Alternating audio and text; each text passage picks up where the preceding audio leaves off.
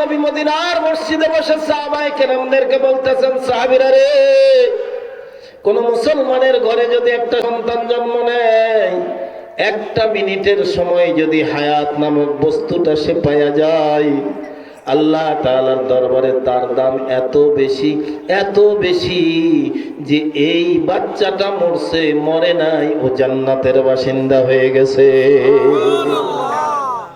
কুল্লু মাউলুদিন ইউলাদু আলাল ফিতরাহ, মিশকাত শরীফের হাদিস, বুখারীতে বর্ণনা এসেছে।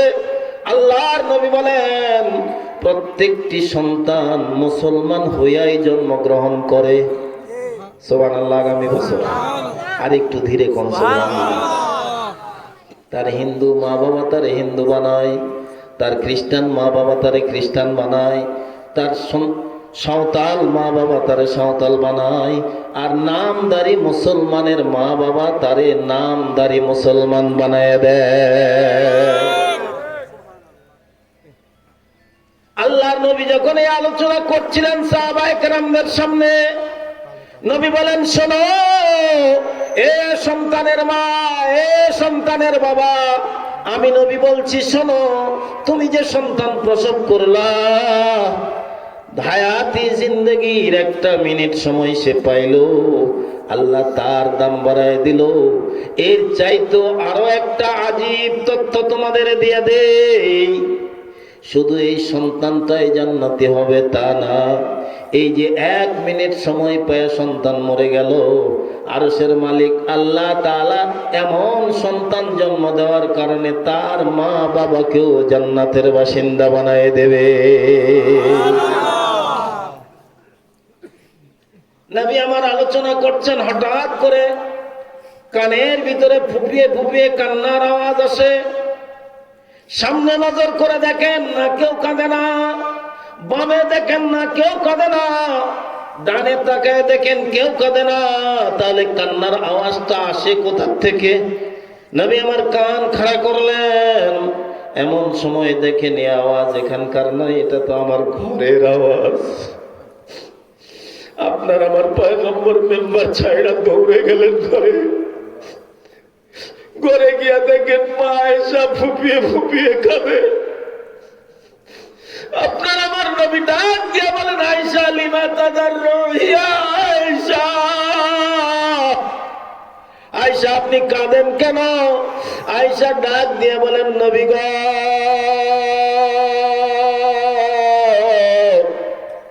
হায়াতি জিন্দেগিতে পেটে একটা সন্তান ধারণ করবার পারলাম না।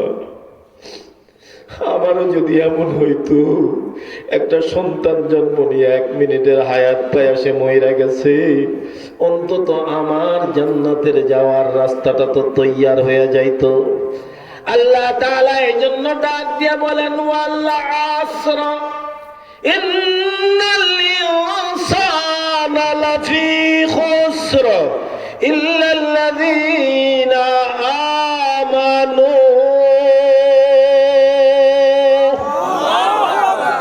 আল্লাহ তাআলা সময়ের কসম করেন, কারণ সময়টা বান্দার জন্য বড় দামি।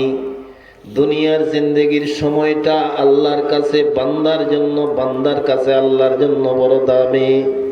আল্লাহ বলেন, সময়ের কসম, পৃথিবীর সব মানুষগুলো ক্ষতিগ্রস্ত, একমাত্র শুধুমাত্র যারা ঈমানদার, আমি আল্লাহ নিজে হব তাদের জান্নাতের জিম্মাদার।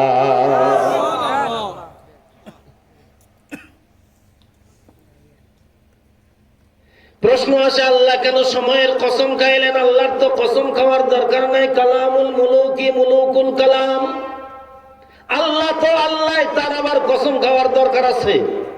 এই কথা বলেন, দরকার আছে? কসম তো আমাদের জন্য দরকার।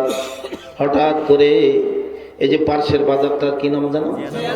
জিয়ানগর বাজার থেকে আপনার চাচাতো ভাই অথবা ভাতিজা দৌড়ে এসে ডাক দিয়ে কই, চাচা বাজারে তো আপনার বিরুদ্ধে সমালোচনা চলতেছে, আপনি নাকি অমুকের গাছের ডাব চুরি করে খাইছেন। তো চাচাই কয়, অসম্ভব, আমি কেন অমুকের গাছের ডাব চুরি করতে যাব? কয়, না চাচা, আলোচনা হচ্ছে। আল্লাহর কসম করে বলছি না, আমি ডাব চুরি করিনি। তখন ভাতিজাই কই, চাচা হতেও পারে আপনার বিরুদ্ধে ওরা প্রপাগান্ডা করতেছে, আমরা কসম খাই, শপথ করি কোনো কথাকে বিশ্বাস করার জন্য। কথা বলেন, বিশ্বাস করানোর জন্য বলি না, শপথ খাই, আল্লাহর কসম রে আমি এই কাম করিনি। তখন অনেক মানুষ মনে করে যে না হতে পারে, লোক এগুলো তার বিরুদ্ধে বানায় বলতেছে। কিন্তু আল্লাহকে কসম খাওয়া লাগবে বান্দাকে বিশ্বাস করানোর জন্য, এটার দরকার নাই। দরকার আছে? আল্লাহ তাআলা কেন কসম খান? কোরআনের জায়গায় জায়গায় আল্লাহ কসম খাইছেন। গভীর মনোযোগ দিয়ে কথাটা দিলের কান দিয়া শুনবেন। আল্লাহ বান্দার সামনে কসম খাইছে কারণ বান্দাকে আল্লাহ বড় ভালোবাসে। সৃষ্টি জগতের এমন কোন সৃষ্টি নাই যেটা আল্লাহর গোলামি করে না, অথচ আরশের মালিক ডাক দিয়া বলেন সব সৃষ্টির চাইতে বান্দাকে আমি আল্লাহ শ্রেষ্ঠত্ব দান করেছি। আল্লাহু আকবার বলেন। আমি আল্লাহর কসম করার দরকার নাই, কিন্তু বান্দা তোদের আমি বড় ভালোবাসি, এই জন্য সময়ের কসম করে আমি আল্লাহ বলছি সময়টারে কাজে লাগা, কাজে লাগা, কাজে লাগা, আমি আল্লাহ তোরে দামি বানায় দেব। 70 বছর পর্যন্ত আমার নাফরমানি করলি, এরপরেও কিন্তু আমি আল্লাহ তাকায় রয়েছি তোর দিকে, এখনো সময় আছে, আয় ফিরে আয়, ফিরে আয়, আমার দরওয়াজায় দাঁড়ায় শুধু বলবি আল্লাহ আমারে মাফ কইরা দাও। তুই বান্দা, তুই বান্দি, আসতে দেরি হবে, তোরে মাফ করে আমার কুদরতি কোলে উঠাই নিতে দেরি করব না। ধনের মোহে, অর্থের মোহে পাগল হয়ে গেছিল কারুন। আল্লাহর পয়গম্বর ডাক দিয়া বলল আল্লাহ যা কই তাই মান। ও কই না আমার কিসের অভাব? তো মূসা ডাক দিয়া কয় মাটি ধর, জালিমটারে ধর। পেট পর্যন্ত মাটির নিচে চলে গেছে। ডাক দিয়া কয় মূসা তোর জাদু আর কতক্ষণ টিকবে? টিকবে না। নাউজুবিল্লাহ। যখন গলা পর্যন্ত চলে গেছে, এবার ডাক দিয়া কয় ভাই মূসা তুই আমারে বাঁচা। ঠেলার নাম কি? ব্যাপার আপনারা এত অলস হইলেন কেমন? ঠেলার নাম কি? আপনাদের এদিকে বলে না, এটা তো আমাদের এদিকে প্রচার প্রবাদ বাক্য। মানুষ যখন দেখায় দেয় পড়ে যায়, গেরা করে পড়ে যায়, ও যখন সোজা হয়ে যায় তখন কয় কা ঠেলার নাম। ডাক দিয়া কয় মূসা ভাই আমারে বাঁচা। ফেরাউন যখন নীল নদে ডুইবা যায়, ও ডাক দিয়া কয় ও মূসা, ও হারুন, তোদের আল্লাহকে বল আমারে বাঁচায় দেখ। নাউজুবিল্লাহ বলেন। সাদ্দাত যখন তার বেহেশতের ভিতরে ঢুকবে, আল্লাহ ডাক দিয়া কয় জালিমটারে ধর, জিবরা আজরাইল ধর, ও যেন তোর বেহেশতে ঢুকতে না পারে। আজরাইল সামনে গিয়ে হাজির। দেখবেন দুইটা জিনিসের গরম মানুষের বড় বেশি। একটা যদি তার সন্তানাদি থাকে এটার একটা গরম, আর যদি মোটামুটি পয়সাওয়ালা হয় তার একটা আলাদা গরম। এটার গরমের কথা নাই বা বললাম, এটারও একটা গরম নাই। এই জন্য তো দেশের এই ধরন।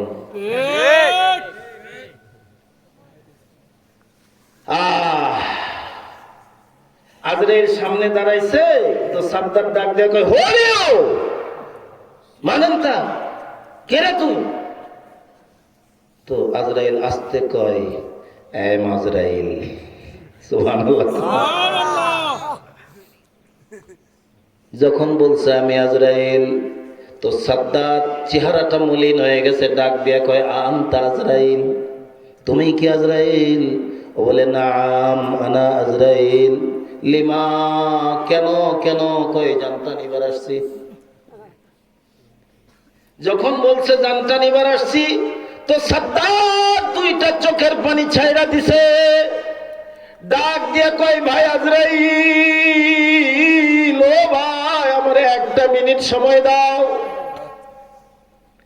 আমি বড় কষ্ট করে সারা জীবনের কামাই শেষ করে এই জান্নাতটা বানাইছি। শুধু ভিতরে ঢুকবো আমার তৈরি জান্নাতটা এক নজর দেখব, আমি বাইর হইলে জানটা দিয়ে নিও। আল্লাহর আদালতে আজরাইল ডাক দিয়ে কয়, আল্লাহ এ সাদ্দাত আমারে চোখের পানি ফেলা যখন ভাই কয়া ডাক দিছে, আমার কলিজাটা মোচড় দিয়া উঠছে। মনটা চাইতেছিল ওরে একটা মিনিট সময় দিয়া দেই, কিন্তু করব কি? আপনার হুকুম ইদা জালুহুম লা ইস্তাখিরুনা সাতাও ওয়া লা ইস্তাকদিমুন। मरने वाला मर जाएगी, जीने वाला कोई नहीं। मरने वाला मर जाएगी, जीने वाला कोई नहीं। रोने वाला बहुत है, जाने वाला कोई नहीं। रोने वाला बहुत है, जाने वाला कोई नहीं। আরশের মালিক ডাক দিয়ে কয়, আজরাইল তুই এতদিন পর্যন্ত জান কবজ করলি, কারো জান কবজ করতে গিয়া তোর কষ্ট লাগছে? কয় দুইটা জান নিতে বড় কষ্ট। কয়টা? দুইটা। বল বল শুনি। আজরাইল ডাক দিয়ে কয়, মালিক মহাসমুদ্রে জাহাজ ভাঙ্গা টুকরা হয়ে গেছে, গর্ভবতী এক মা জাহাজের একটা তক্তায় ভাসমান। এই তক্তার মধ্যে সে সন্তান প্রসব করছে। এখন মা আর বেটা যদি তক্তার উপরে থাকে, তক্তা তলায় যায়। সন্তানটাকে তক্তার উপরে রাইখা মা পানির মধ্যে নিজের শরীরটা নামায় দিছে, তক্তা দুই হাত দিয়া ধইরা রইছে। ও মইরা যায়, এ ফিকির নাই যেন তার সন্তানটা বাইচা যায়। যুবক, আল্লাহর জাতের কসম কইরা কই, তোমার মা তোমার জন্য যে কোরবানিটা করছে, তোমার শরীরের সমস্ত রক্ত যদি তোমার মায়ের পা ধুইয়া দাও, তোমার শরীরের সমস্ত চামড়া খুইলা এই শীতে যদি তোমার মায়ের পোশাক বানায় দাও, তোমার মা যে 10 মাস 10 দিন পর্যন্ত তোমার পেটে নিয়ে যে কষ্ট করছে, একটা মোচড় দিয়া উঠছো, মার কলিজাটা যেন ছিঁড়া গেছে। ওই একটা কষ্টের বিনিময়ে তুমি দিতে পারবো না। আল্লাহ তাআলা ডাক দিয়ে কয়, আজরাইল বলো। আজরাইল বলে, মালিক মহাসমুদ্রের মাঝখানে মা তার সন্তানকে বাঁচাইতে চায়, আপনি হুকুম করলেন মায়ের জানটা নেওয়া লাগবে। আমি আজরাইল গেছি, সন্তানটা সদ্য প্রসূত সন্তান, চাঁদ চেহারা সন্তানের। আমার কষ্ট লাগলো, হারে মহাসমুদ্রের মাঝখানে মার জানটা যদি নিয়ে যায় তো বাচ্চাটারে বাঁচাইবে কে? বড় দয়া হইতেছিল যে মার জানটা না নেই আর কার। আজরাইল ডাক দিয়ে কয়, মালিক যেদিন সাদ্দাদের জানটা নেওয়ার জন্য গেছে, ও কান্দা দিছে, চোখের পানি ফেলা আমারে ডাক দিয়ে কয়, ভাই আজরাইল একটা মিনিট সময় দাও ভাই, আমার বড় কষ্ট হয়েছে। আরশের মালিক ডাক দিয়ে কয়, রে আজরাইল জানোস নি এ জালিমটা কত বড় জালিম? এই সাদ্দাদের মাই ছিল এই সমুদ্রের মাঝখানে, আমি তার মার প্রাণটা নিছি, কিন্তু সন্তানকে বাঁচানোর জিম্মাদারিটা আমি আল্লাহ আমার কুদরতের হাতে নিয়ে নিছিলাম। সমুদ্রের মাঝখান থেকে তক্তা ভাষায় ভাষায় আমি জঙ্গলের কিনারায় আনছি। জঙ্গলের বাঘিনীর দুধের বাচ্চা মায়েরা, বাঘিনীর দুধের ভিতরে আমি যন্ত্রণা সৃষ্টি করছি। যুদ্ধের যন্ত্রণা থেকে রেহাইয়ের জন্য বাঘিনী পানির কিনারায় আসছে, পানিতে তো আর স্তন ভেজাবে, দুধের যন্ত্রণা কমবে। তো আমি আল্লাহ তাআলা আমার কুদরতি কায়দায় বাঘিনীর সামনে বাচ্চাটা হাজির করে দিছি। ও না খায়া নিজের দুধের যন্ত্রণা বাঁচাইতে গিয়া বাচ্চাটারে উঠায়া নিজের স্তনে লাগাইছে। বাচ্চাটা দুধ পান করছে, তো বাঘিনী আরাম পাইছে, বাচ্চাটা নিয়ে তার গুহায় গেছে। এই মানুষের বাচ্চাটারে বাঘিনী লালন পালন করছে তার নিজের স্বার্থে, দুধের যন্ত্রণা থেকে বাঁচানোর জন্য। আমি আল্লাহ তাআলা এক কাঠুরিয়াকে বাচ্চাটা দেখাইছি, এই বাচ্চা নিয়ে কাঠুরি ঘরে গেছে। আমি আল্লাহ তাআলা তারে বাড়াইতে বাড়াইতে গোটা রাজত্বের মালিক বানাই দিছি। ওই জালিম আজকে আমি আল্লাহর মোকাবেলা করতে গিয়া জান্নাত বানাইছে। আজরাইল ডাক দিয়ে বলে আল্লাহ তাই নাকি? আল্লাহ বলে হ তাই। আল্লাহু আকবার বলে। এত কিছুর পরেও জালিম কান্দা তোমারে ভাই কইয়া ডাক না দিয়া, যদি আমি আল্লাহ রে আল্লাহ বইলে একটা ডাক দিত, আমি আরশের মালিক পিছনের সব অপরাধ মাফ করে দিতাম। আমার পয়গম্বরের জ্বালায় এত জ্বালাম জ্বালাইছে, ৮০,০০০ মায়ের পেট চিরা সন্তানকে মায়েরা ফেলছে। এরপরেও নবীকে দাঁড়ায়া নীল নদের কিনারায় আনছে। পয়গম্বর নদীর কিনারায় দাঁড়ায় দাঁড়ায় আমি আল্লাহকে ডাক দেয়। আল্লাহু আকবার বলেন। जिधर देखो उधर दरिया, जिधर फेरो उधर दुश्मन, कहाँ जाओ कहाँ फेरो बता दो ऐ हबीबे मन। आय अल्लाह, ডান দিকে শত্রু, বাম দিকে শত্রু, পিছনে শত্রু, সামনে অথই সাগর, এখন তুমি বলো যাব কোথায়? আল্লাহ বলেন ইজরিব বিআসাকাল বাহার, মার লাঠিটা সমুদ্রে মার, আমি আল্লাহ ঘটায় দেব আমার কুদরতের কারবার। এত বড় জালিমটা সমুদ্রের মধ্যে তোলা যায়, ডাক দিয়া কই মুসা হারুন বাঁচা। ও জালিম মুসা হারুনকে না ডাইকা যদি আমি আল্লাহরে ডাকতো, আমি আল্লাহরে মাফ কইরা দিতাম। সুবহানাল্লাহ বলেন। এত সম্পত্তি ছিলাম, জালিম আমার বিরুদ্ধে গেল, গলা পর্যন্ত জমিনের মধ্যে দাইবা যায়। এরপরে ডাক দিয়ে কই মুসা, ভাই মুসা তুই আমারে বাঁচা। ও মুসারে না ডাক দিয়া যদি আমি আল্লাহরে ডাক দিয়া বলতো আল্লাহ তোমার নাফরমানি করছি, তুমি আমারে বাঁচাও। আরশের মালিক ডাক দিয়া বলেন লা তাকনাতু মির রাহমাতিল্লাহ ইন্নাল্লাহ ইয়াগফিরুদ যুনুবা জামিআ। আল্লাহ বলেন আয় ফিরে আয়, আমার দরওয়াজায় ফিরে আয়। আমি আল্লাহ বলছি বান্দা তোর জন্য যাওয়ার আর কোনো জায়গা নাই। আমি নিশ্চিত জানি আমি গফফার, আমার দরওয়াজায় ৭০ বছরের অপরাধ নিয়ে আসবি, আমি আল্লাহ ১ সেকেন্ডে সব কিছু ফিনিশ করে দেব। শুধু তাই নয়, কোরআনের ভাষায় আল্লাহ বলেন ইউবাদদিলুল্লাহু সাইয়্যাতিহিম হাসানাত। আল্লাহু আকবার। বান্দা পাহাড় পরিমাণ অপরাধ নিয়ে আমার দরওয়াজায় আসবি, আমি যে শুধু তোরে মাফ করব, তোর তওবাটা যদি খালেস হয়, তোর অতীত জিন্দেগির পাহাড় পরিমাণ পাপটাকে পাপ হিসেবে রাখবো না, আমি আল্লাহ নেকি দ্বারা বদলায়া বান্দা তোর মর্যাদা বাড়ায় দেব। ছোট্ট একটা ১ মিনিটের আপনার আমার বাপ দাদার জীবন্ত ইতিহাস বলবো। ওমর যে নবীর গর্দান কাটার জন্য তলোয়ারে ধার দিয়ে রওনা করছে, মক্কার সমস্ত বেঈমানরা মনে করছে ওমর ছাড়া এই কাম কেউ করতে পারবে না। এমন ভয়ঙ্কর এক পাহলোয়ান ছিল ওমর। অতীত জিনিসে অতীত জিন্দগির পাপ রাশি যার কাঁধে, কিন্তু ওমর যখন নবীর দরওয়াজায় গিয়ে সারেন্ডার করছে, তো আপনার আমার নবী বলেন ক্বালা রাসূলুল্লাহি সাল্লাল্লাহু আলাইহি ওয়াসাল্লাম লাউ কানা নাবিয়ান বাদি লাকানা উমর। আমার পরে যদি আল্লাহ কাউকে নবী বানায় দিত, তো হযরত ওমরকে আল্লাহ নবী বানায় দিত। ইসলাম সে তো পরশমণি, ইসলাম সে তো পরশমণি, তারে কে পেয়েছে খুঁজি, পরশে তাহার শোনা হলো যারা তাদেরই মোরা বুঝি।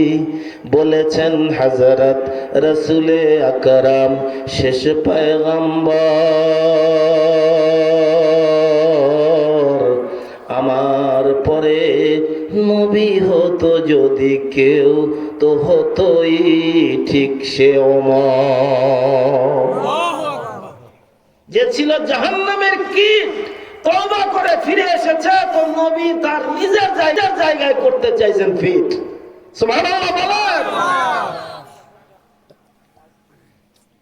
তাহলে আমাদের 1 নম্বর স্টেশন ছিল রুহের জগৎ।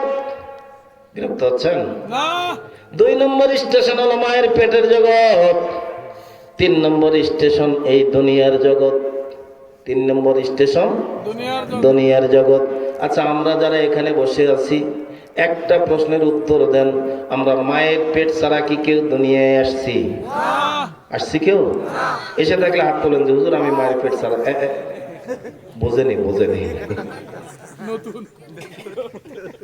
মায়ের পেট ছাড়া কেউ আসছি? আসি নাই। কিন্তু নিশ্চিত করে উত্তর দেন তো, আপনি যে মায়ের পেট দিয়ে আসছেন এটা আপনি দেখছেন, আপনি বলতে পারবেন? পারবেন এটা? অথচ আমরা নিশ্চিত মায়ের পেট ছাড়া আমরা দুনিয়ায় আসি নাই। তাহলে একটা স্টেশন থেকে আরেকটা স্টেশনে পাড়ি দেওয়ার পরেই কেমনে পাড়ি দিলাম এই কথাটাও আমরা বলতে পারি না। তাহলে 1 নম্বর স্টেশনে যে আমাদের রব আল্লাহ বলেছিলাম, এই কথাটা কেমনে মানব? একটা প্রশ্ন আসে না? আল্লাহ তাআলা ডাক দিয়ে বলেন, ওই স্বীকারোক্তিটার সনদ হিসেবে নবায়ন করার জন্য আমি আল্লাহ তাআলা যুগে যুগে 2টা জিনিস পাঠাইছি। কয়টা? সবাই একটু জবান খুলে বলেন কয়টা?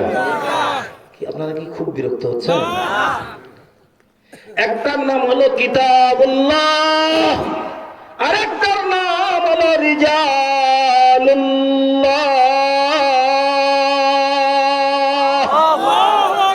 আল্লাহ তাআলা ওই কথাটাকে স্মরণ করে দেওয়ার জন্য 3 নম্বর স্টেশনে, এদিকে তাকান, স্টেশন কয়টা?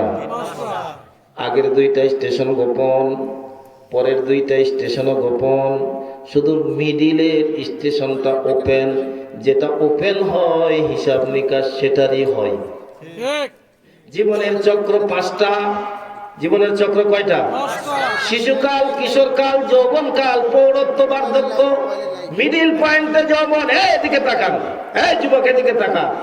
শিশুকালের হিসাব আল্লাহ নেবেন না, কিশোরের হিসাব আল্লাহ চাইবেন না, কিন্তু যৌবনকালের হিসাবটা আল্লাহর বড় দরকার।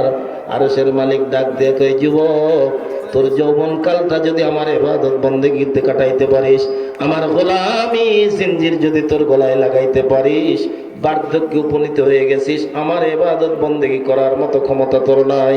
আমি আল্লাহ ঘোষণা করলাম, যৌবনকালে যে ইবাদত করলি, বার্ধক্যকালে ফেরেশতাদেরকে আমি আল্লাহ নির্দেশ দিয়ে দেব, দে আমার এই বুড়া বান্দাটাকে যৌবনকালের ইবাদতের সওয়াব তার আমলনামায় লিপিবদ্ধ করে দে।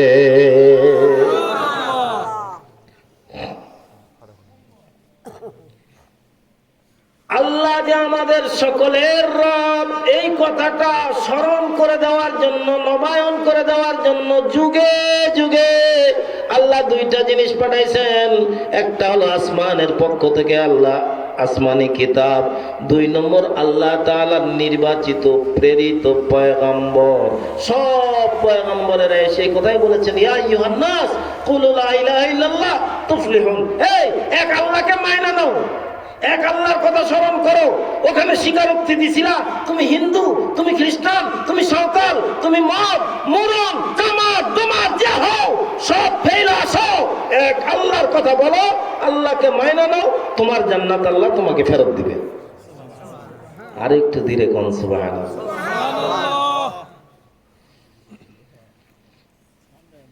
আপনার আমার পয়গম্বর ঠিক এই আওয়াজটাই দিয়েছেন। একবারে চম্বুক আকারে আপনাদেরকে শোনায় দেই। নবীর উপরে যখন কোরআনের আয়াত নাজিল হলো, আপনি আপনার আপনজনদের কাছে দিনের দাওয়াত দিয়ে দেন। পরন্ত বিকেল, ডুবন্ত সূর্য, সন্ধ্যা ঘনীভূত প্রায়, পশ্চিম গগনটা রক্তিম আভায় লালে লাল হয়ে গেছে। নবী সাফা পাহাড়ের কিনারায় গিয়া একটা কাপড় উপর দিকে উঁচাইয়া চিৎকার দিয়া বললেন, ইয়া আইয়ুহান নাসু ইজমা, এ লোকেরা কে কোথায় আছেন, সবাই একত্রিত হয়ে যান। আগের জমানায় এলাকার মানুষকে কোনো সংবাদ পৌঁছাতে হলে উঁচু জায়গায় গিয়ে চিৎকার দিয়ে বলা লাগতো, মানুষ মনে করতো তার প্রয়োজন আছে, সবাই জমা হতো। এখন তো আর উঁচু জায়গায় যাওয়া লাগে না, ডিজিটাল যুগ। রাত 3টায় বাপ মরছে, মসজিদের মুয়াজ্জিনকে গিয়ে ডাক দিয়ে কয় আমার বাপ মরছে, একটু এলান দেন, আগামীকালকে জানাজা সকাল 10টায়। তো একটা সুইজন করছে আর ডাক দিয়ে কয় একটি শোক সংবাদ, মোহাম্মদ কসিমউদ্দিন বার্ধক্যজনিত কারণে রাত 3টায় ইন্তেকাল করেছেন, আগামীকাল সকাল বেলায় তার জানাজা। খবর চলে গেছে। কি বলেন, হয় নাই? কিন্তু আগের জামানায় এরকম ছিল না। আগের জামানায় উঁচু কোনো জায়গায় গিয়া ঘোষণা করা লাগতো, লোকজন জমা হতো। লোকেরা জমা হয়েছে, তো নবীজি বলেন, এই আমি যদি বলি এই সাফা পাহাড়ের পেছনে সশস্ত্র বাহিনী মক্কার উপরে আক্রমণ করার জন্য রেডি, আমার কথা কি আপনারা বিশ্বাস করবেন? তো সকলে সমস্বরে ডাক দিয়া কয়, মুহাম্মদ, তোমারে আমরা 40টা বছর দেখেছি রাত্রি দিন, তুমি মিথ্যা কথা বলো নাই কোনো দিন, যার কারণেই তোমার উপাধি দিয়েছি আল আমিন। তুমি যদি বলো আমরা বিনা বাক্য ব্যয়ে ওদের মোকাবেলা করার জন্য তৈয়ার হয়ে যাব। আল্লাহু আকবার বলেন। নবী বলেন, তাহলে তোমাদেরকে দিতে চাই একটা খবর, এ জীবন চূড়ান্ত জীবন নয়, সামনে আসছে ভয়ঙ্কর একটা জায়গা, তার নাম কবর। নবী বলেন, আল কবরু রাউযাতুম মিন রিয়াদিল জান্নাহ আও হুফরাতুম মিন হুফারিন নার। এর চাইতে ভয়ঙ্কর একটা সংবাদ দেই, সামনে কবর, ওই কবরে যদি ঈমান আইনা এক আল্লাহরে না মাইনা যায় খবর আছে, আর আল্লাহরে যদি মাইনা যায় তো কবর জান্নাতের বাগান হয়ে যাবে। এ কথা বলতে না বলতেই আধা বয়সী যুবক না, পৌরত্বে পৌঁছেছে এক লোক, একদম ভিড় ঠেলে হাতের মধ্যে একটা পাথর নিয়ে নবীজির সামনে এসে ডাক দিয়ে কয়, আলী হাদা জামাআতানা ইয়া মুহাম্মদ তাব্বাল্লাক ওয়াইলাক। এই কথা বলার জন্য তুমি আমাদেরকে ডাকছো? তুই বরবাদ হয়ে যা, তুই ধ্বংস হয়ে যা, তোরে নিশ্চিহ্ন করে দেবো। নাউজুবিল্লাহ, জোরে বলেন। নবীজি ওর চেহারার দিকে তাকাইলেন, তাকায় নবী নিজেরে ধরে রাখতে পারলেন না, নবীজির চোখ দিয়া মুক্তার দানার মতো পানিগুলো টস টস করে পড়তে লাগলো। ডাক দিয়ে কয়, আমাদের লা তুযাহুবুন নাইলার বিরুদ্ধে স্লোগান দেওয়া যাবে না। তোর কিসের আল্লাহ টাল্লাহ? নাউজুবিল্লাহ বলেন। তোর কিসের আল্লাহ টাল্লাহ রে? দেখছিস পাথর, পাথর দিয়া তোর মাথা ঠাটা করে দেব। নবীজি কাঁদেন, এটা দুনিয়ার রেওয়াজ। অন্য মানুষ যদি আপনার বিরুদ্ধে কোনো কথা বলে তত কষ্ট লাগে না, কিন্তু আপনার ভাই যদি আপনার বিরুদ্ধে কথা বলে কলিজাটা ফাইটা যায়, যে আমার ভাই কেন আমার বিরুদ্ধে কথা বলবে, আমার ছেলে কেন আমার বিরুদ্ধে কথা বলবে, মনে হয় যেন দুনিয়া ছাইরা চলে যায়। নবী তাকায় দেখেন ও কেউ নয়, নবীর আপনজন, যার সঙ্গে রয়েছে নবীজির রক্তের বন্ধন। নবী তাকায় আরশের মালিককে ডাক দিয়া বলে, আল্লাহ। আল্লাহ ডাক দিয়া কই, জিবরিল, যারে যা আমার বন্ধু যেন করে না নার্ভাস ফিল। আমি আল্লাহ দিই নাই আমার কুদরতের রশিটারে ঢিল।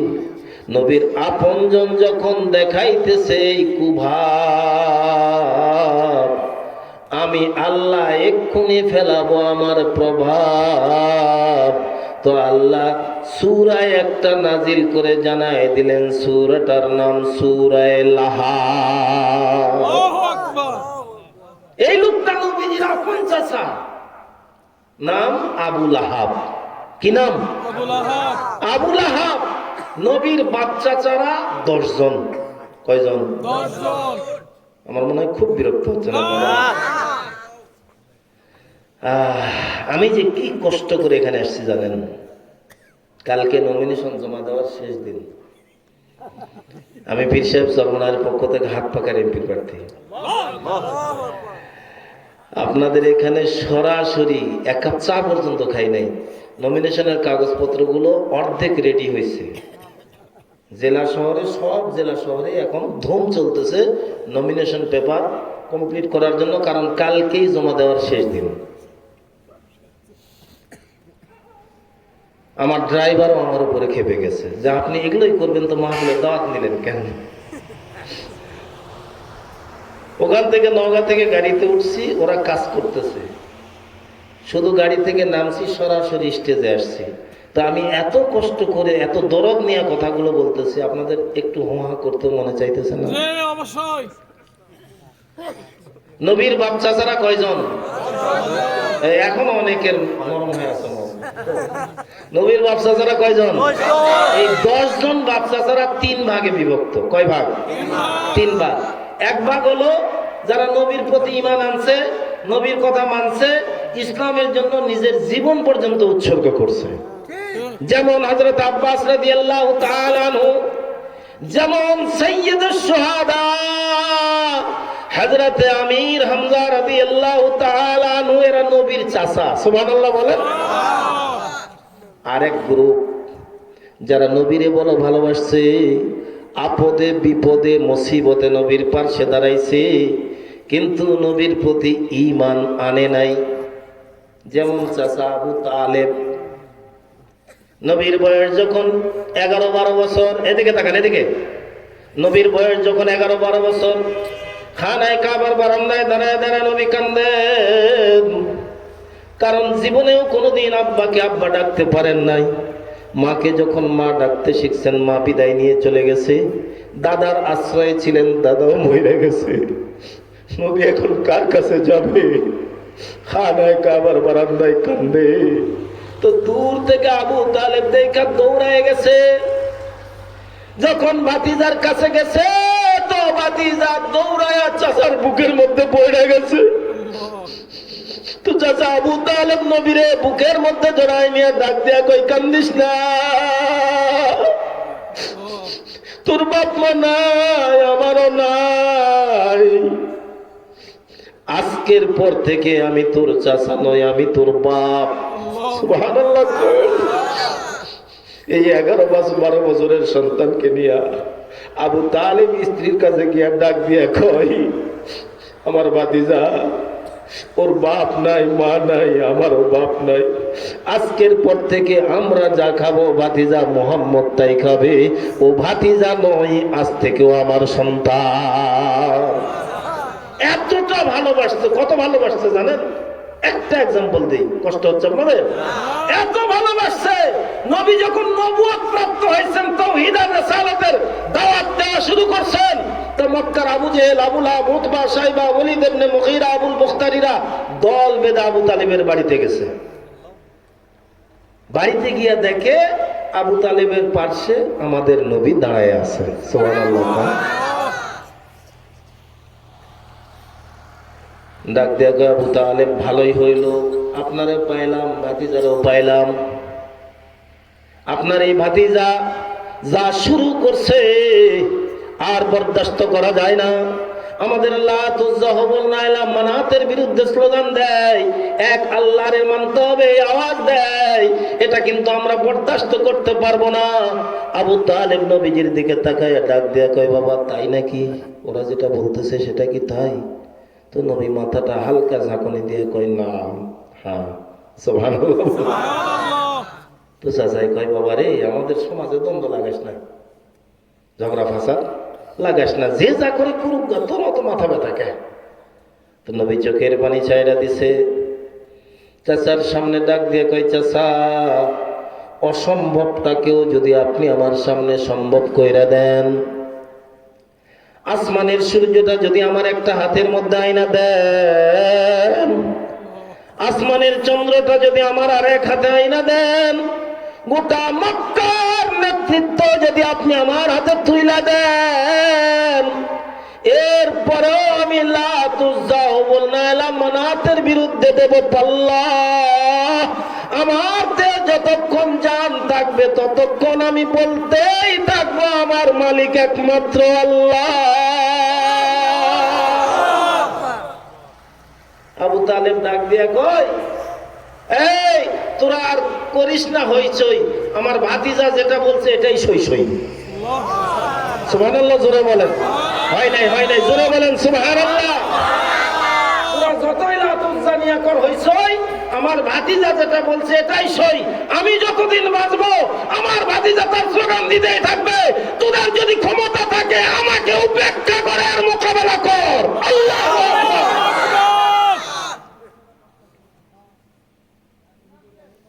শেষ পর্যায়ে চাচা যখন মৃত্যু শয্যায়, নবী বাইরে ছিলেন, শুনলেন যে তোমার বাপি বলো আর চাচাই বলো মরা মরা অবস্থা।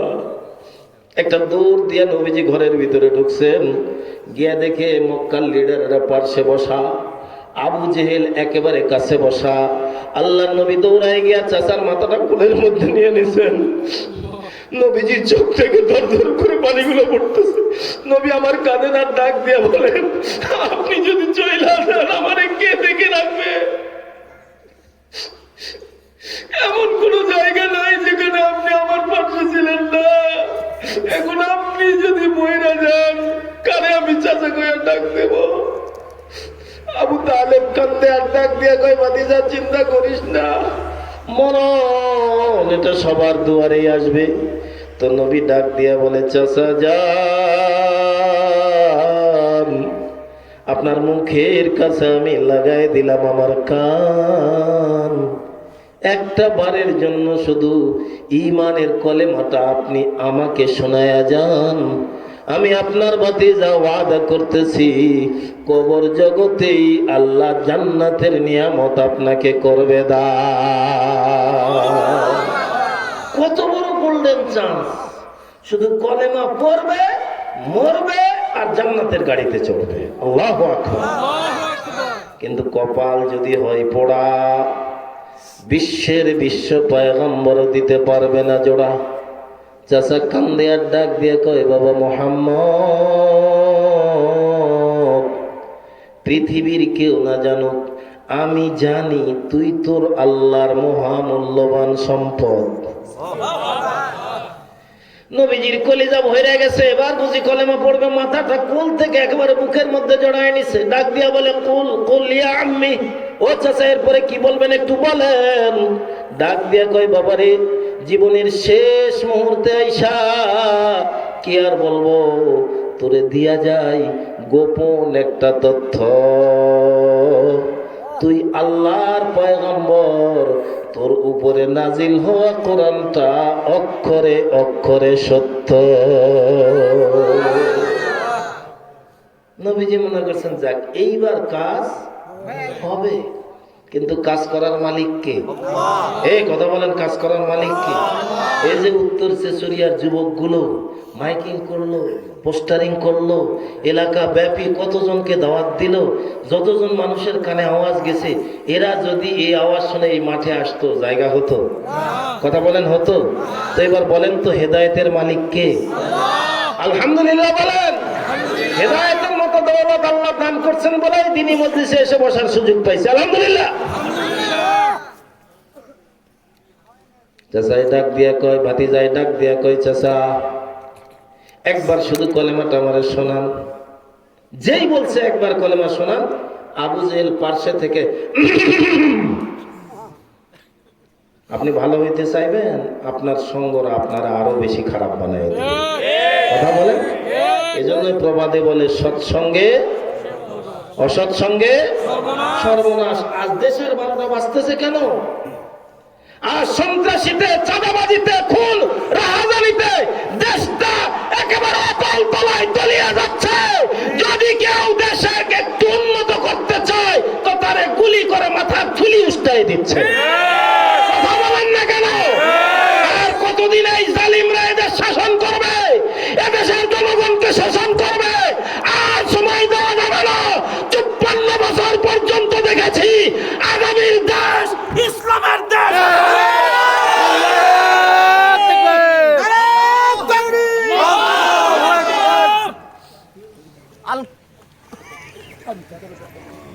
আল্লাহ আমাদেরকে শুভবুদ্ধির উদয় ঘটাক।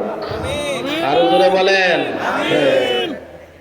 মৌচাকের শুকিয়ে গেছে মধু, ঘুরে ঘুরে যেই লাও, কথা কয় না কেন, যেই লাও। আমরা কি অতীত ইতিহাস জানি না? অতীত ইতিহাস কি আমাদের চোখে নাই? আর কত ঠান্ডা পানি দিয়ে ভেজাবো মাথা? আমরা তো সব দেখেছি, ওই সব ছাতা। এখন আসতেছে ধোয়া তুলসী পাতা, কথা কয় না কেন, কথা কয় না কেন? যারা একে একে 5 বার দেশকে দুর্নীতিতে করেছে চ্যাম্পিয়ন, মন খারাপ করতেছেন? এই নাসরুল্লাহ, মুন্না, এরা মিলে আমার দাওয়াত দিচ্ছে। এরা আমার খুব মহব্বতের। হয়তো আর জীবনে কোনোদিন দাওয়াত দিবেন না, কোনো অসুবিধা নাই। পায়ে গাদা লঙ্গে নিস, মুলকে খোদা তঙ্গে নিস, ফকিরের পাও খোড়া নয়, আল্লাহর দুনিয়াও ছোট নয়। হক কথাটা বলতে হবে। কতদিন আর যুবা শয়তান হয়ে থাকবেন? আজকে আমাদের নাম শুনলে ওদের মন হয়ে যায় কষ্টা। 8 দল থেকে এখন হয়েছে 10টা, কথা কয় না, কথা কয় না? এতদিন তো খুব আমাদের জ্বালাইতেন যে হুজুর আপনারাই ঠিক নাই, আপনাদের তলায় ঠিক নাই, হুজুরেরা এক হয়ে যান, আমরা আছি আপনাদের সাথে। এখন তো সুযোগ হয়ে গেছে, কথা কয় না কেন? সুযোগ হয়েছে না? এবারে কই যাবেন চান্দু? এবারে কি বলবেন? অনেক হয়েছে দেখা, এবার ইসলামের পক্ষেই আমরা থাকতে চাই ইনশাআল্লাহ। রাজি আছেন তো ইনশাআল্লাহ? আল্লাহ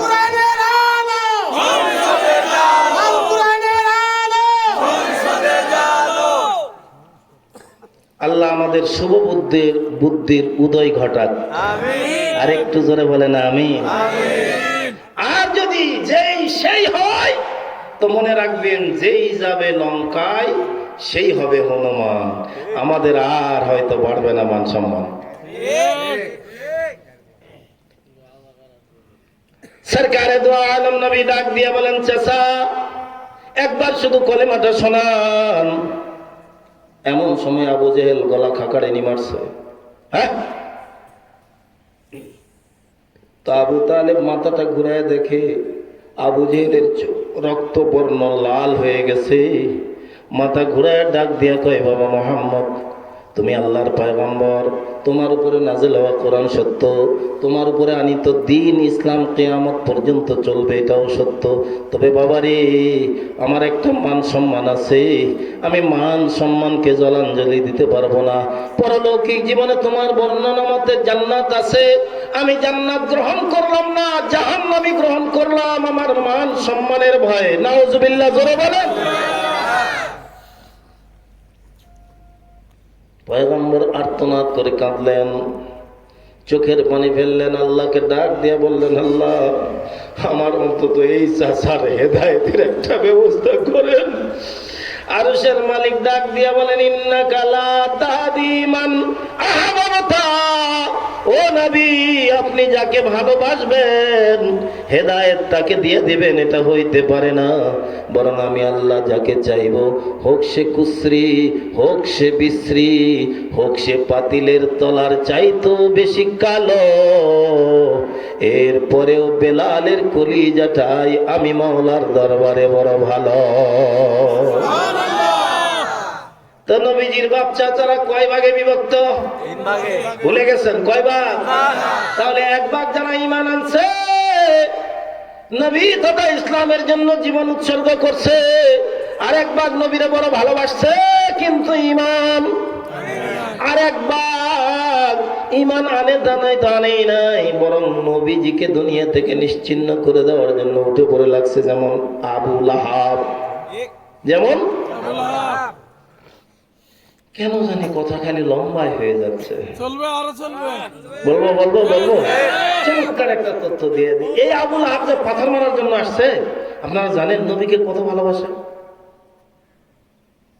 আল্লাহ নবী যখন জন্ম নিছে রবিউল আউয়াল মাসে সোমবার শবে সাদিকের সময়, আবু লাহাবের দাসী সুয়াইবা নবীরে দেখে একটা দৌড় দিয়ে আবু লাহাবের কাছে গিয়া ডাক দিয়া কয়, আবু লাহাব মনিব আমার, আপনি জানেন আপনার যে ভাইটা মইরা গেছে আব্দুল্লাহ, ওর যে সন্তানটা আমেনার পেটের মধ্যে ছিল, আমি এই মাত্র দেখলাম আমেনা সন্তান প্রসব করছে, একটা ছেলে সন্তান হয়েছে। আমি তার চেহারার দিকে তাকাইছি, আমি আমার জানের শপথ করে বলছি, আসমানের পূর্ণিমার চাইতেও এই সন্তানের চেহারা বেশি সুন্দর। আবু লাহাব ডাক দেখে, কি কইলি আরেকবার কত, আমাদের আঞ্চলিক শব্দ বলছি আর কি বললি আরেকবার বলতো। আপনার যে ভাই মরে গেছে আব্দুল্লাহ, তার স্ত্রী আমেনার গর্ভে যে সন্তান ছিল, একটা ছেলে সন্তান হয়েছে। তো আবু লাহাব লাফায় ডাক দিয়ে, আমি তো মনে করছিলাম আমার ভাইয়ের বংশের প্রদীপ নিভে গেছে, এখন তো বাতি জ্বলে উঠছে রে, বাতি তো জ্বলে গেছে।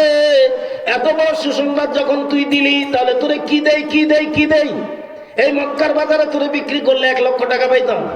যা, এত বড় একটা সুসংবাদ যখন দিলি, তোরে এই সুসংবাদের কারণে আজাদ মুক্ত আর স্বাধীন করে দিলা। নবী যখন একটু বড়, 6-7 বছর বয়স, মক্কার গলিতে গলিতে, গ্রামে গঞ্জে, সব জায়গায় সবাই খালি বলে মোহাম্মদ মোহাম্মদ মোহাম্মদ, সুবহানাল্লাহ বলে। তার মানে নবী যে দেখবা যেমনি হাঁটে, লোকেরা কয় এমন করে হাঁটা মক্কার জমিনে কাউরে দেখি নাই। নবী যখন কথা বলে, তো ওরা বলে এত মিষ্টি করে কথা বলা মুখ দিয়ে মক্কায় কাউকেই দেখি নাই। নবীর বলা চলা, উঠা বসা, সব কিছু নিয়ে আলোচনা চলে। যেখানে আবু লাহাব যায়, তার ভাতিজার আলোচনা শুনে কাছে গিয়া ডাক দিয়ে কয়, মোহাম্মদ রে চিনিস? ওকে, আমার ভাতিজা, নিজের ভাতিজা রে, আমার নিজের ভাতিজা। কেমনে বললে যে আমি আপনাদেরকে বুঝাই। আপনাদের এই সেচুরিয়া এলাকা, এটা সেচুরিয়া না?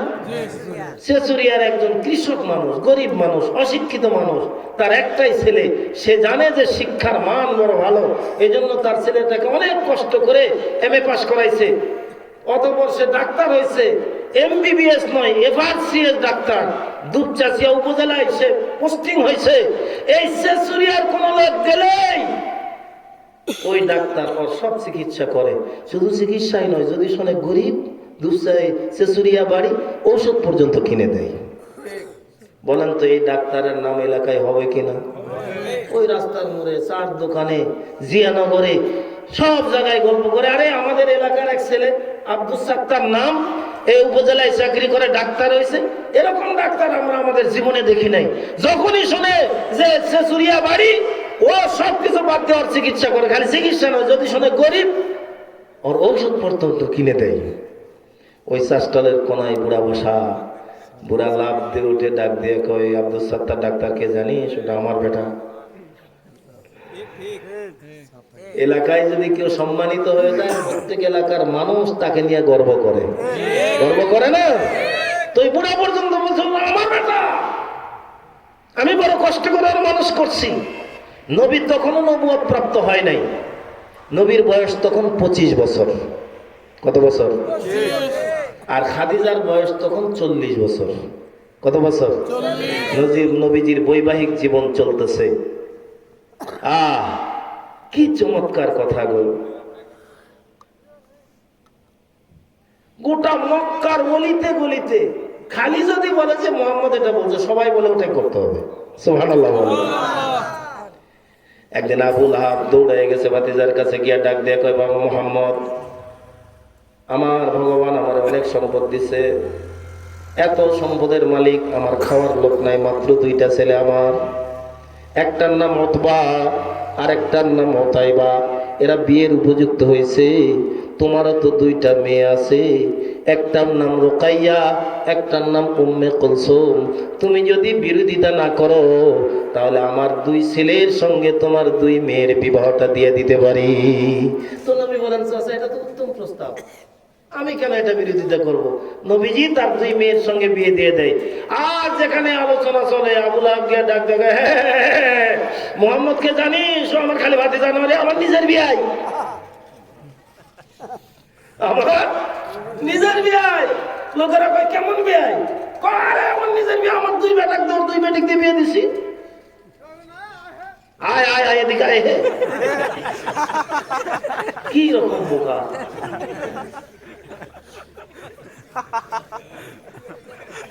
খুব কষ্ট হচ্ছে আপনাদের? কথা কেন জানি খালি লম্বা হয়ে যাচ্ছে। শোনেন, এদিকে তাকান। কত বড়!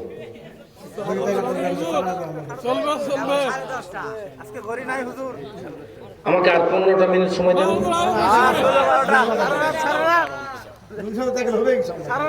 আল্লাহ নবীকে পাথর উঠাইছে মারার জন্য এই আবু লাহাব, যার এতক্ষণ পর্যন্ত নবীজির ভালোবাসার বিবরণ দিলাম। আবু লাহাব পাথর উঠাইছে, আল্লাহ সূরা লাহাব নাজিল করছেন, তাব্বাত ইয়াদা আবি লাহাবিন ওয়া তাব মা আগনা আনহু মালুহু ওয়া মা কাসাব সায়াসলা নারান যাতা লাহাবিন ওয়া ইমরাতুহু হাম্মালাতাল হাতাব ফি জিদিহা হাবলুম মিন মাসাদ। আল্লাহু আকবার। আবু লাহাব যখন শুনছে, পাথরখানি নিচা হয় নাই, মাথাও নিচা হয়েছে। যদিও নবীকে মানে নাই, বিশ্বাস করে নাই, কিন্তু নবীর কোনো কথা অবিশ্বাস করে নাই কাফেররা। নবী বলেছে মানে কাম হয়ে গেছে। তুমি আমার বন্ধুকে বললা, বন্ধু বরবাদ হয়ে যাবে, নিশ্চিন্ন হয়ে যাবে। আমি আল্লাহ বলছি, তাব্বাত ইয়াদা আবি লাহাব, লাহাব তোর 2 হাত ধ্বংস হয়ে যাবে। মা আগনা আনহু মালুহু ওয়া মা কাসাব, তুই তোর সম্পদ, তোর সন্তান তোর কোনো উপকারে আসবে না। আল্লাহু আকবার বলেন। আবু লাহাব ওই জায়গা থেকে দৌড় দিয়া বাড়িতে গেছে, বউকে ডাক দিয়ে কই, বিবি একটা খবর নিবি, তুইও শেষ আমিও শেষ। সুবহানাল্লাহ। কয় তার মানে? কয় মুহাম্মদ তার আল্লাহর পক্ষ থেকে যে সূরাটা নাজিল করছে, ওরা বলতেছে সূরা ওটা আমাদেরকে করে ফেলছে গোড়া, তুইও শেষ আমিও শেষ। কয় পাগল হয়েছেন নাকি? আমিও শেষ আপনিও শেষ, তাহলে কইলে হলো? কয় তুই জানিস না মুহাম্মদ যা কয় তাই হয়। সুবহানাল্লাহ বলে। ডাক দিয়া কয়, উতবা উতাইবা রে বেটা, কই রে? খেলার নাম 2 বেটা দৌড়ে আসছে, ডাক দেখো বাবা। কই তোরা জানিস না তোদের শ্বশুর আমার কলিজার মধ্যে মারছে থাবা। কই কি হয়েছে? কই এই ঘটনা। আমি তোদের বাপ, তোরা ছাড়া আমার আর কেউ নাই, তোরাই মাত্র আমার 2টা সন্তান, আমার অরেল সম্পদ। আমি বাপের কথা যদি না মানিস, এই সব সম্পদ কিন্তু আমি উজ্জার নামে, লাতের নামে, হবলের নামে দিয়ে দেব। কই বাবা কি বলেন, মাথা কি খারাপ হয়ে গেছে? কয় তোরা আমার কথা শুনবি তো? বলে 100% শুনবো না কেন? তুমি না আমাদের বাবা? কয় তাহলে এক্ষুনি ওঠ, মুহাম্মাদের বাড়ির দিকে ছোট। ওর যে 2 মেয়েকে তোরা বিয়ে করেছিস, আমি তো তোদের বিয়ে দিছি, বিয়েটা তো আমিই দিছি। আমি তোদের বাপ বলতেছি, এই মুহূর্তে ওদের মেয়েকে তালাক দিয়ে আসবে। নাউজুবিল্লাহ বলবেন না? আরো জোরে বলেন না নাউজুবিল্লাহ। এটা কোনো ব্যাপার নয়। নবীজি ঘরের ভিতরে আছেন, উতবা দৌড়াইয়া গিয়া দরজার মধ্যে টোকা মারছে। আপনার আমার পয়গম্বর বলেন, মান কে? বাইরে থেকে জবাব আসে, আনা উতবা। আরেকজন বলে, আনা উতাইবা। নবী নিশ্চিত জামায়াত হয়ে আসছে, ঘরের দরওয়াজাটা নবী খুলছেন। দরওয়াজা খুলতে দেরি, উতবা নবীজির কলারটা বাঘের মতো চাপায় ধরতে দেরি করে নাই। আমার নবীর কলারটা ধইরা ছিসরাইতে ঘরের ভিতর থেকে টান দিয়া বের করছে, নবীর জামাটা পর্যন্ত ছিঁড়ে গেছে। আপনার আমার পয়গম্বর নির্বাক পাথরের মতো হয়ে গেছে। এটা কি হইল? উতবা ডাক দিয়া কয়, আমাদের বিরুদ্ধে কোরআনের আয়াত নাজিল করা, আমার বাপের বিরুদ্ধে, আমার মায়ের বিরুদ্ধে। এত চালাক, দিয়া দিলাম তোমার মেয়েদেরকে তালাক। লা তুজাহু বল না, এলার বিরুদ্ধে দাও পাল্লা। কিসের আল্লাহ টাল্লাহ? সরকারে দু আলম নবী চোখের পানি ছাইড়া দিয়া ডাক দিয়া কয়, মালিক আমার 2টা মেয়েরে তালাক দিয়া দিছে, আমার দুঃখ নাই। এ ভাই তালাক প্রাপ্ত মেয়ে যদি কারো ঘরে থাকে সেই বোঝে তালাক প্রাপ্ত মেয়ে ঘরে পালা কতটা জ্বালা। এই মেয়ে বিয়ে দেওয়ার বড় কষ্ট হয়ে যায়। আল্লাহ নবী চোখের পানি ফেলে ডাক দেয়া কয়, আল্লাহ আমারে বেইজ্জত করছে, আমার কোনো আফসোস নাই, আমার কোনো দুঃখ নাই। ও মালিক, তোমারে যে আল্লাহ তাল্লাহ কইয়া গালি দেয়, এটা তো আমি নবী সইবার পারবো না। এ যুবক, তুমি নামাজ পড়ো না, রোজা রাখো না, কিন্তু আবুল নামক শয়তান যখন তোমার আল্লাহরে গালি দেয়, তুমি মুসলমান হিসেবে চুপ করে বসে থাকতে পারো না।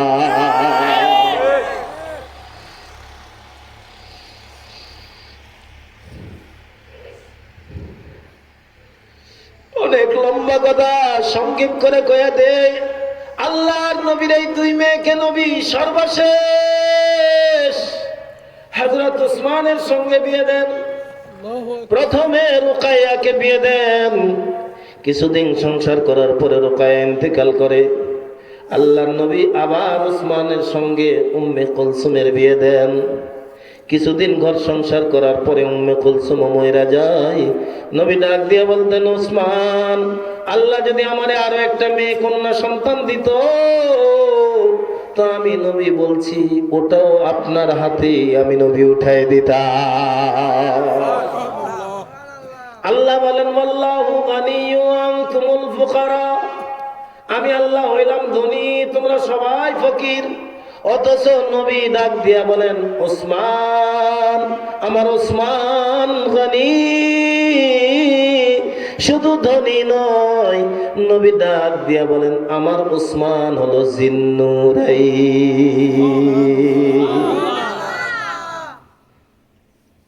ওইদিকে আর না যাই, নবী খানায় কাবার বারান্দায়। রাত্রের ঘটনা ওখানেই থাক, সকালবেলা নবীজি খানায় কাবার বারান্দায়। নবীজির পাশে এমন একজন সাহাবী বসা, যাকে নিয়ে স্বয়ং আল্লাহ পর্যন্ত করতেন ফখর, যাকে নিয়ে নবীজি মক্কা থেকে মদিনায় করেছিলেন সফর। আজ নবীজির রওজার পাশে যার কবর, যার নাম হযরতে আবু বকর। নবী কাবার বারান্দায় বসে বসে তেলাওয়াত করতেছেন, ইয়াসিন ওয়াল কুরআনিল হাকীম।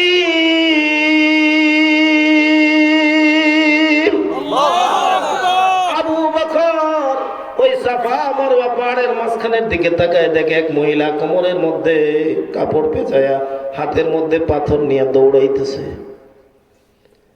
আবু বকর ওদিকে তাকায় ডাক দেয়া নবীরে বলে, নবীজি আপনি দেখছেন, ওই যে দেখেন একটা মেয়ে করতেছে নাচানাচি, চেহারায় বলতেছে এটা আপনার আপন চাচি, এটা আপনার আপন চাচি। নবী তাকায় দেখেন, হাতের মধ্যে পাথর নিয়া লাফাইতেছে আর আসতেছে, মাজার মধ্যে কোমরের মধ্যে কাপড় পেঁচানো। ডাক দিয়া কয়, মোহাম্মদ আমারে চেনে না, আমার কত পাওয়ার মোহাম্মদ জানে না, আমার পরিচয় মোহাম্মদ জানে না।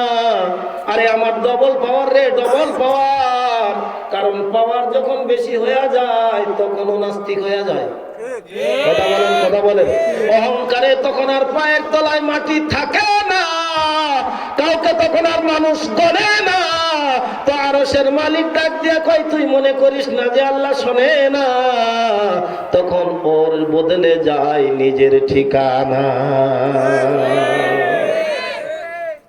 বুঝলে বোঝেন না, বুঝলে না? বুঝে বলছি ইনশাআল্লাহ। দিল্লি অহংকার পতনের কথা কয় না। অহংকার কিসের মূল? পতনের মূল। আল্লাহ তোমার অনেক দিয়েছে, তুমি শুকরিয়া আদায় করো, আল্লাহর বাড়ায় নেবে। যখন তুমি অহংকার করবা, আল্লাহ তোমার ইজ্জত নয়, তোমার পাশার চেয়ার পর্যন্ত কারা নেবে, তোমার বেইজ্জত করে ছেড়ে দেবে। আল্লাহু আকবার, আল্লাহু তাকবীর, আল কোরআনের আলো সংসদে জালো, নারায়ণ তাকবীর, আল্লাহু আকবার। আমার ডবল পাওয়ার। কি পাওয়ার? আরেকটু ধীরে বলেন, কি পাওয়ার? আমি এক নেতার বেটি আর এক নেতার বউ। আমি এক নেতার মানে ও বলে আমি এক নেতার বেটি, আবু জেহেল আমার বাপ। তো আবু জেহেল মক্কার লিডার, আর আবু লাহাব হলো আমার স্বামী। আমি কি কম দামি? মোহাম্মদ আমার চেনে? আবু বকর ডাকতে বলে, ইয়া রাসূলুল্লাহ, বড় খেপা তো দেখতেছি। আসতেছে আসতেছে আল্লাহর নবী কোরআন তেলাওয়াত করতেছেন, আর ডাক দিয়ে বলতেছেন, লা তাখাফ ওয়া লা তাহজান ইন্নাল্লাহা মা'না। ভয় পাও না আবু বকর, এই মিশন তো আমার ইচ্ছাই নয়, আমার মালিক তো এই মিশন চালানোর কথা আমারে বলেছে। নবী কোরআন তেলাওয়াত করতেছেন, আর আবু বকর ভয় থরথর থরথর করে কাঁপতেছে। একবারে আবু লাহাবের স্ত্রী উম্মে জামিলা পাথর নিয়ে কাবার বারান্দায় এসে দাঁড়ায়, ডাক দিয়া বলে, ইয়া আবু বকর আইনা মুহাম্মদ। আল্লাহু আকবার বলেন, চিৎকার মেরে বলেন আল্লাহু আকবার। এ আবু বকর, তোর নবী না কবি মুহাম্মদ কই? আবু বকর একবার নবীজির দিকে তাকায়, একবার উম্মে জামিলার দিকে তাকায়, মনে মনে চিন্তা করে, ও যখন দেখেই না তো আমার বলার দরকার কি? ও যখন দেখেই না তো আমার বলার দরকার আছে কি? ভাই খুব কষ্ট হচ্ছে, মজা লাগতেছে। আমাকে আর 5টা মিনিট সময় দেন।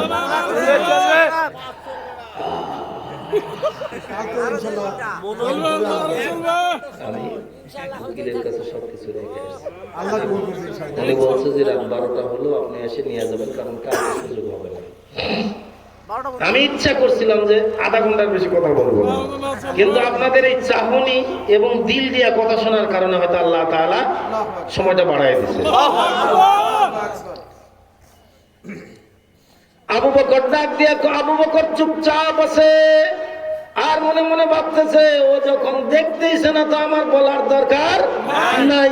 খুব লাফালাফি করছে, খানায় কাবার বারান্দায় লাফায় ডাক দিয়া কয়, ওর কপাল ভালো রে, মুহাম্মাদের কপাল ভালো, জোরে আমি পাইলাম না, পাইলেই পাথর দিয়ে থেতা করে দিতাম। চিল্লে গেছে। আবু বকর ডাক দিয়ে বলে, ইয়া রাসূলুল্লাহ, বুঝলাম না তো ঘটনাটা কি? আল্লাহর নবী বলেন, আমি কোরআন তেলাওয়াত করতেছি তো আরশের মালিক আল্লাহ তাআলা আমারে হেফাজত করছেন। আরো জোরে বলেন সুবহানাল্লাহ। এ আবু বকর, আমার চাচিরে তুমি দেখছো, কিন্তু আমি নবী দেখি নাই। কারণটা কি জানো? আমি যখন তেলাওয়াত করতেছিলাম তো আমার চতুর্দিকে এত ফেরেশতারা বেষ্টনী করে রইছে, আমি নবী পর্যন্ত আর কাউকে দেখতে পারি নাই। ওয়া মাকারু ওয়া মাকারাল্লাহ ওয়াল্লাহু খায়রুল মাকিরিন। এ বন্ধু, এই 5টা স্টেশন আপনাকে আমাকে পাড়ি দেওয়াই লাগবে, ইচ্ছাই হোক অনিচ্ছাই হোক যাওয়াই লাগবে। এই দুনিয়ায় থাকতে পারবো? আরো ধীরে বলেন, পারবো? কামানে কা নেহি হর এক জুদা হো জায়েগা, কামানে কা নেহি হর এক জুদা হো জায়েগা, বলকে হর হর উজব দুশ্মন জান কা হো জায়েগা। अरे आकिल न हो गाफिल, तुझे दुनिया से जाना है कि एक दिन अपना ये मुँह रब को भी दिखाना है। এই দুনিয়া আপনাকে আমাকে ছাড়তেই হবে। নবী বলেন, ক্বালা রাসূলুল্লাহ সাল্লাল্লাহু আলাইহি ওয়াসাল্লাম, শেষ কথাটা স্মরণ করায় দেই। নবী বলেন, দুনিয়া মাজরাতুল আখিরাহ, দুনিয়াটা হলো আখিরাতের কামাই করার জায়গা। এখানে একবার সুবহানাল্লাহ বলবেন তো নবী বলেন, আপনার জান্নাতের ভিতরে আল্লাহ এত বড় একটা ফলওয়ালা গাছ লাগায় দেবে, যেই গাছের নিচে বিরামিন পৃথিবীর সবচাইতে দ্রুতগামী একটা ঘোড়া 500 বছর যদি দৌড়ায়, ঘোড়া ক্লান্ত হবে, গাছের ছায়া শেষ হবে না। কবর জগতে গিয়া যদি আপনি 1 কোটি বার কোরআনের খতম করেন, এই দুনিয়ায় একটা সুবহানাল্লাহ বলার সমান নেকি হবে। হবে হবে হবে তো কলিজার গভীর থেকে একটু বলেন সুবহানাল্লাহ। হয় নাই হৃদয়ের গভীর থেকে বলেন আলহামদুলিল্লাহ। এই জীবনের শ্রেষ্ঠ আওয়াজ দিয়ে বলেন আল্লাহু আকবার। দুনিয়াতে 5টা কাম করা লাগবে, 5টা। বলতে চাইলাম না, হাত উঠে গেছে। বলবো বলবো। এবার বলেন তো, জান্নাতে যাওয়ার জন্য স্টেশন কয়টা? 5টা। 1 নম্বরের স্টেশন রুহের জগৎ, 2 নম্বর স্টেশন মায়ের পেটের জগৎ, 3 নম্বর স্টেশন দুনিয়ার জগৎ, 4 নম্বর স্টেশন কবরের জগৎ, 5 নম্বর স্টেশন হাসরের জগৎ। এই মিডিল স্টেশন থেকে যদি আমল তৈরি করে যাইতে পারি, তো আল্লাহ ডাক দিয়া বলবেন, তোর আর হিসাবের দরকার নাই, সরাসরি চলে যা তুই তোর জান্নাতের বাড়ি। 5টা কাম। কয়টা? কয়টা?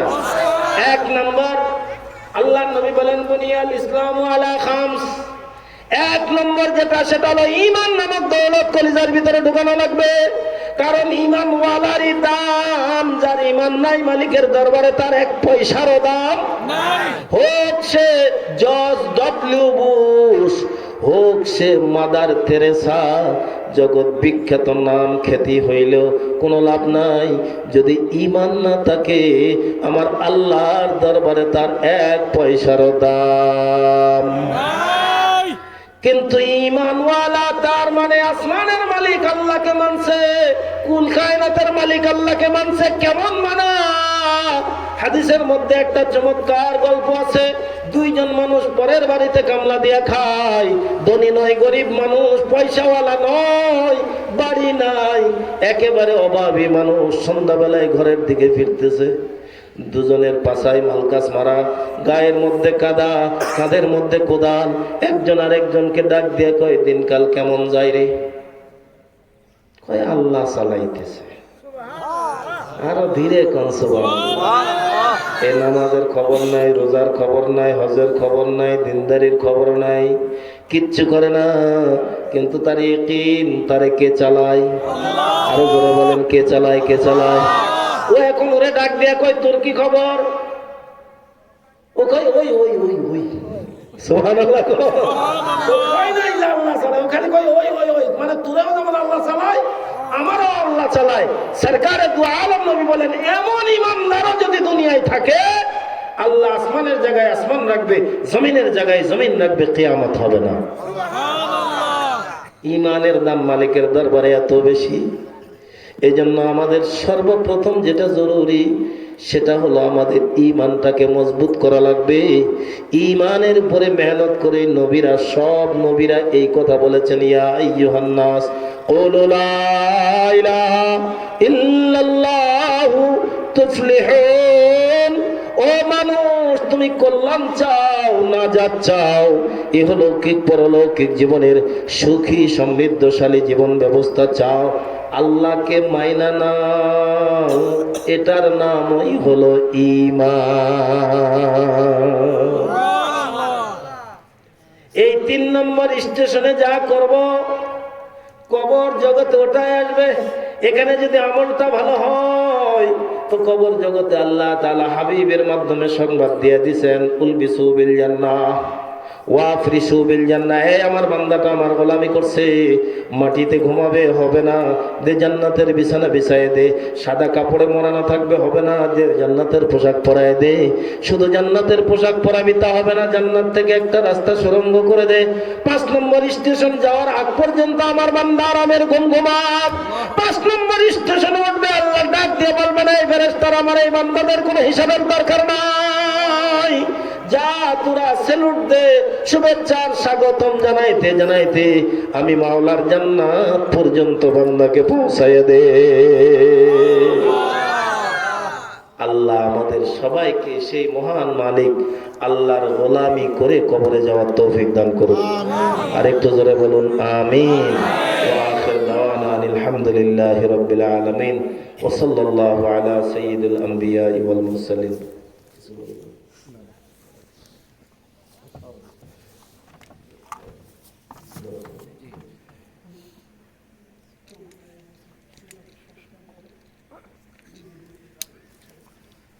এটাই প্রথম, এটাই প্রথম। মাশাআল্লাহ,